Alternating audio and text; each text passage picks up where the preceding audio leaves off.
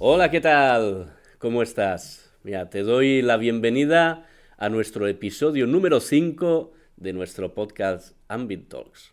Y hoy vamos a hablar de un tema que seguro que es de tu interés, que es la validación de instrumentos de instrumentación de laboratorio. Y para ello, hoy contamos con la presencia muy especial de Ferran Barbany, que lleva ya muchos años trabajando en lo que es la validación de instrumentos de laboratorio. Gracias por venir a nuestro podcast. Hola Francesc, yo la verdad encantado. Cuando vi que tenías ganas de hablar, pues me puse en contacto contigo para hablar sobre el apasionante mundo de la validación de estos equipos y sistemas de laboratorio. Pues sí, vamos a empezar. Bueno, todos conocemos, ¿no?, esos pequeños cacharritos que están por en los Claro. laboratorios. La televisión es muy mala, ¿eh? La televisión, todas las series de policías, ¿no?, que aparecen unos aparatitos ahí en el laboratorio que nadie sabe qué hace, ¿no?, y que dan unos números y enseguida pues ya sabes que el asesino fue uno que nació hace 57 años y bueno, sabemos que las cosas no son El así. CSI, ¿no? Exacto, el CSI hace mucho daño, pero bueno, que sabemos que en el mundo de los laboratorios de control de calidad, pues todos estos instrumentos, todos estos equipos, pues son fundamentales. ¿Y por qué? La pregunta es, ¿por qué son fundamentales y por qué la validación es importante de estos La instrumentos? pregunta del millón, ¿no? Básicamente porque gracias a los resultados que nos dan estos equipos, estos sistemas, podemos suministrar al paciente un medicamento que está conforme a las especificaciones. En definitiva, seguridad hacia el paciente. Bueno, cuando hablamos en estos entornos GMP, no hablamos de calidad, seguridad y eficacia. Claro, la seguridad y la calidad del producto pues va a venir determinado realmente por el contenido del medicamento, y que yo muchas veces explico de, hombre, en casa no tenemos un instrumento para saber si el contenido realmente es de paracetamol, es decir, nos fiamos de lo que dice el fabricante y porque sabemos que ha hecho esta serie de controles para garantizar que el producto es el que tiene que ser. Entonces, visto que es necesario, pues esta instrumentación, muchas técnicas, ¿no?, que nos están ayudando pues a determinar características específicas. ¿Cómo se plantea la validación de un instrumento de laboratorio, ¿no? Porque tenemos la parte del equipo, tenemos el software. ¿Cómo planteas esta validación? Pues la verdad es que para mí incluso empieza antes de ponernos en sí a hacer la validación. Es muy importante tener un proceso robusto de compra de este tipo de equipos porque sí que nos damos cuenta, o bajo mi experiencia me he dado cuenta, de que este tipo de equipos, pues a nivel de cumplimiento normativo y a nivel de integridad de datos, pues pueden flaquear en algunos aspectos específicos. Entonces, es muy importante tener claro que donde no llegue el equipo vamos a tener que hacer acciones procedimentales, que en su mayoría van a ser, van a pasar por generar papel. Es una opción bastante costosa y vistos podcasts anteriores como el de Paperless Validation, se está viendo un avance de la industria hacia opciones más sostenibles que pasen por no tener papel. Por la cual cosa es importante tener en cuenta que cuando tenemos en la factura el típico módulo 21 CFR, pues tenemos que tener en cuenta que esto nos va a ayudar a cumplir normativa, a ser más robustos y, en definitiva, poder asegurar que los datos son correctos y cumplen con Data Integrity. Mira, para muestra un botón, nos encontramos con una validación que teníamos que realizar el análisis de una proteína muy específica. El único equipo que podía realizar este tipo de análisis era un equipo que mayormente se utilizaba en la industria alimentaria. ¿Qué pasa? Que la industria alimentaria y la industria farmacéutica tienen regulaciones distintas, siendo la más restrictiva la de la farmacéutica. Por la cual cosa nos encontramos que cuando estamos implementando el sistema, detectamos que el audit trail de este sistema pues no cumplía GMPs. ¿Cuál fue la solución que finalmente obtuvimos? Pues fue una solución que pasó por la implementación de un audit trail en papel, un mapa de accesos en papel. Ya te digo, una opción que es bastante engorrosa porque ya sabemos que todo este tipo de registros pues es mucho papel y mucha revisión. Sí, y que mire, y al final también uno ya tiene muchos años de experiencia y sabe que cuando las cosas las tenemos que hacer vía papel, se acaban Sí, no haciendo. correcto. No nos vamos a engañar, ¿no? Entonces, lo que decías es muy interesante. Es decir, yo cuando sé que hay un software, un producto de un instrumento de laboratorio que tiene la parte pues que le llaman 21 CFR para 11 con playa, no sé qué, sé que tengo que pagar un extra, pero sé en definitiva que me está garantizando, a lo mejor no al 100%, pero sí que de manera más elevada, pues lo que sería el estándar no GMP o no Correcto, compliant. una seguridad. Desde luego, digamos esto, pues yo también insisto muchísimo, ¿no? Es decir, si te lo están ofreciendo, aunque veas un sobrecoste, no lo menosprecies, porque luego vas a tener más problemas que van a ser incluso más caros resolverlo que a lo mejor la propia licencia que te ofrecían con este precio. Entonces, una vez, digamos, yo he adquirido el software, me he asegurado de que el sistema sea compliant, ¿no? Desde el inicio, digamos, cuáles son los siguientes pasos, ¿no? Porque entiendo que lo primero pues, es saber la arquitectura, ¿no? Es decir, cómo se va a montar ese instrumento y a partir de ahí cómo vamos a ir adelante, ¿no? Pues la verdad es que no existe tampoco una respuesta única. Desde mi experiencia me he ido encontrando distintas arquitecturas y la verdad es que siempre tenemos que tener en cuenta que la seguridad de los datos es primordial y que el acceso a estos datos debe estar muy controlado y que aparte se realizan copias de seguridad. Teniendo en cuenta esto, bajo mi experiencia, pues me he encontrado 3 arquitecturas más típicas. Inicialmente, cuando empecé hace 5 años y medio, la validación, este largo viaje, pues me encontraba arquitecturas del tipo standalone, es decir, una arquitectura que está, por así decirlo, sola ante el peligro. No está conectada a la red de IT, se guardan los datos allí mismo, el aplicativo también está allí. Más adelante me iba encontrando arquitecturas un poquito más complejas, arquitecturas que ya estaban conectadas a la red de IT, y últimamente me he ido encontrando arquitecturas en cloud con soluciones SaaS. Estas son bastante interesantes. Al final, tener en cuenta que la arquitectura inicial que he hablado es fácil de implementar, pero costosa de mantener. Y a medida que vamos subiendo son más difíciles de implementar, pero son más fáciles de mantener. Eso creo que es bastante interesante para poder tener un punto de vista de decir qué arquitectura yo quiero coger o qué arquitectura yo quiero implementar. Para hablar un poco sobre este tipo de arquitecturas, sobre estas 3 arquitecturas, pues tener en cuenta que la arquitectura standalone, pues es un poco, por así decirlo, que es poco segura, porque al final tenemos los datos en la misma carpeta C de Windows y se tiene que realizar un gran trabajo para poder securizar los datos, para poder securizar las carpetas. Es muy importante tener securizado la fecha y hora, porque el software que corra sobre ese sistema seguramente coja la hora de Windows. Aquí existe en Data Integrity, pues sería la contemporaneidad de estos datos. Y además tenemos un otro punto que es, vamos a tener que realizar copias de seguridad. Y esto es muy engorroso, tener que ir con un soporte externo, realizar la copia de seguridad de mis equipos, irme a mi base de datos y volcarlo allí para que estén los datos y poder mantenerlos durante su periodo de retención. Por eso las arquitecturas standalone son las arquitecturas que se tienen que mimar más, por así decirlo.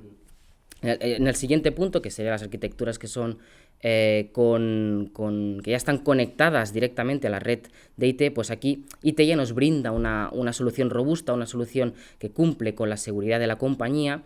No obstante, tenemos que tener en cuenta dónde se almacenan estos datos, en qué CPD se almacenan de la compañía y, bueno, pues tenemos que realizar acciones sobre, pues, comprobar cómo es la sala de servidores, que en definitiva que tenemos securizados los datos, que no pueden acceder, lo mismo que pasaba en las arquitecturas más simple, la arquitectura más simple, pues lo mismo, pero ahora lo tenemos en otro nivel. Y para acabar, las arquitecturas en cloud, pues estas tenemos que tener en cuenta que, claro, aquí ya no tenemos la arquitectura, no tenemos los hierros, por así decirlo, en la compañía, los tenemos externalizados. Aquí no habrá ningún problema. El tema es asegurar a través de los SLAs, los Service Level Agreements, el servicio que nos brinde nuestro proveedor.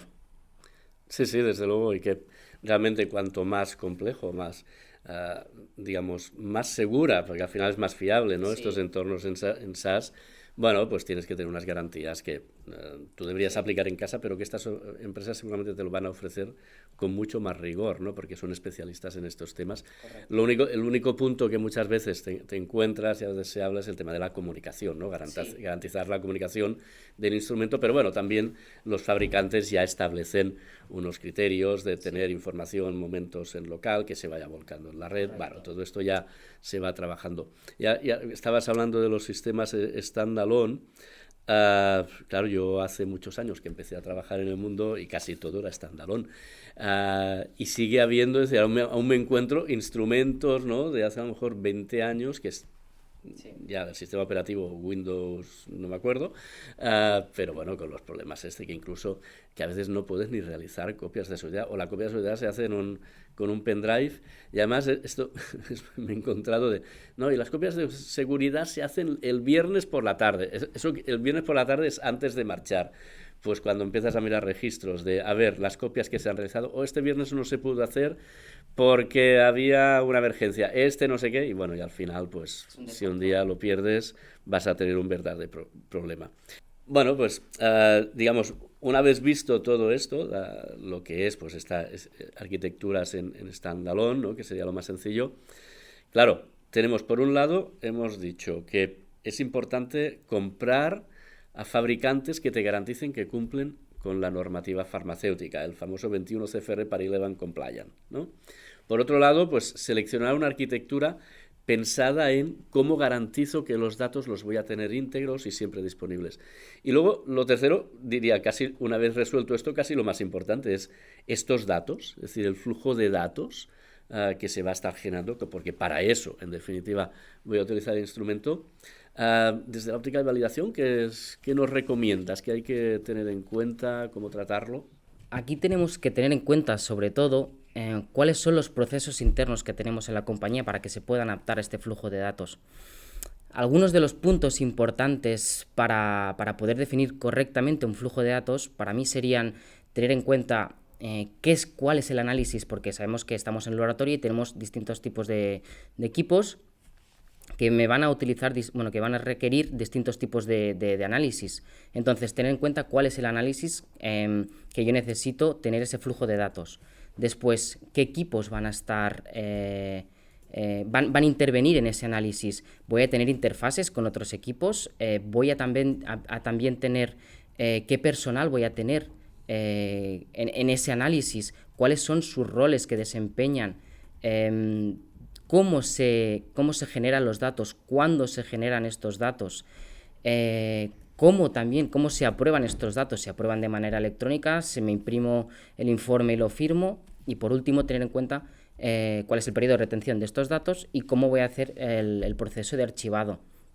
Es muy importante también en este punto, porque es un punto inicial de la validación, tener en cuenta cuáles son los registros electrónicos de mi sistema, es decir, qué datos yo voy a necesitar tener una trazabilidad durante todo su ciclo de vida, desde que se generan hasta que se archivan. Y por último, hacer un breve comentario sobre el tema de la firma electrónica, porque encuentro que es un punto bastante importante que nos hemos encontrado muchas veces, que es el hecho de, estamos en el laboratorio, vale, ¿vamos a implementar el proceso de firma a través de la firma electrónica que nos da el equipo? O, por así decirlo, tenemos ya la comodidad de que, como hemos trabajado siempre imprimiendo la hoja y firmando primero el auxiliar y después el revisor, y ya lo adjuntamos al análisis y ya está. Para mí siempre, y es siempre, se va a recomendar el hecho de tener una firma electrónica en el sistema. ¿Por qué? Porque estaríamos cumpliendo con los principios de Data Integrity, porque tendremos un proceso robusto, claro que lo vamos a tener que validar y eso ya se ocupará la validación, pero tendremos un proceso robusto sobre el que nosotros podemos decir, vale, pues este dato, el viernes 17 esta persona lo aprobó, y el lunes 21 pues esta persona lo revisó. Entonces vamos a tener un proceso robusto para poder decir, vale, el dato se ha creado y se ha modificado y se ha aprobado conforme el flujo de nuestro sistema, de nuestro flujo de datos. Sí, realmente la firma electrónica te da esta garantía de evitar el tampering, ¿no?, que se llama, sí, la falsificación de información. Correcto. Y eso pues realmente Sistemas antiguos sí que es verdad que costaba más, pero entiendo que ahora cada vez más pues se van implementando. Entonces, digamos ahora, bueno, ya nos has dado esta explicación, ¿no?, de estos diferentes aspectos a tener en cuenta, pero bueno, el título del episodio era validación, ¿no? Es decir, una vez que ya todos estos preparativos ya están y tenemos claro cómo es nuestro sistema, cómo lo tenemos organizado, sus habilidades y capacidades, la validación pues la tenemos que realizar, y es una validación, una validación que podemos pensar que como podría ser de un gran sistema, un gestor documental, un ERP, ¿es diferente? ¿Sigue las mismas etapas? ¿Son diferentes? ¿Cómo se plantea la validación de un instrumento de laboratorio? También se puede aprovechar para hacer un protocolo único de validación, es decir, un protocolo que englobe las etapas de IQ, de OQ y de PQ. Es interesante hacer este tipo de protocolos porque sabemos que los procesos de validación, de aprobación de la documentación, a veces pues pueden ir un poco lentos, y de esta manera pues podemos aprovechar para realizar un único protocolo y aprobarlo y ya está. Entonces, cabría destacar para mí una de las cosas más críticas que se tienen que revisar en estos protocolos, que es la calibración de los equipos. Es muy importante comprobar durante la IQ que los equipos están calibrados y durante la PQ que los equipos están incluidos en un plan de calibración, porque al final, como comentábamos inicialmente, si tenemos unos equipos que están validados pero no están calibrados, no puedo asegurar que los resultados que yo tengo pues sean robustos y sean correctos. Y por ejemplo, en este punto, entiendo yo que lo que es la validación, también te encuentras con proveedores que conocen perfectamente el sector farmacéutico, y cuando decimos Spider-Man Compliant, etcétera, supongo que también te ofrece documentación, ¿no?, que te facilita lo que es el trabajo a posteriori de la validación, ¿no? Realmente se utiliza, ¿no? Es decir, aprovecháis esta... Hay mucha documentación generada de cualificaciones de equipo, al final, vale, pues si hay un análisis muy específico, el proveedor pues viene con su equipo y a través del sistema de laboratorio pues realiza los análisis para ver que los cálculos que realiza ese tipo de equipo pues son correctos. Además, pues hay opciones más adelante sobre el mantenimiento de este equipo, sobre calibraciones que a veces pues se asumen de manera interna, a veces se asumen de manera externa, pero toda la documentación que se genere por parte del proveedor del equipo siempre es bienvenida durante la validación. Sí, porque al final es lo que decíamos, ¿no?, que tienes el instrumento como equipo que hace un método analítico, y luego tenemos la parte de software que es realmente la que te permite operar, ¿no?, y obtención de información. Oye, pues muchísimas gracias por toda esta información, por ser tan claro en la exposición. Seguro que tú que nos estás escuchando pues has visto muy interesante, ¿no? Es decir, si estás metido en el mundo de instrumentación de laboratorio y sabes lo que es acometer la validación, pues realmente habrás visto con las explicaciones tan claras de Ferran que es un mundo que tiene su complejidad, hay que tomar decisiones, hay que entender bien qué es lo que tenemos instalado, pero en definitiva que trabajando de forma metódica, de forma sistemática, pues realmente se puede conseguir la validación. Bueno, pues de nuevo, Ferran, muchas gracias por haber podido grabar este episodio. Y bueno, pues hasta la próxima. A ti, Francesc. Y un saludo. Hasta luego. Hasta luego.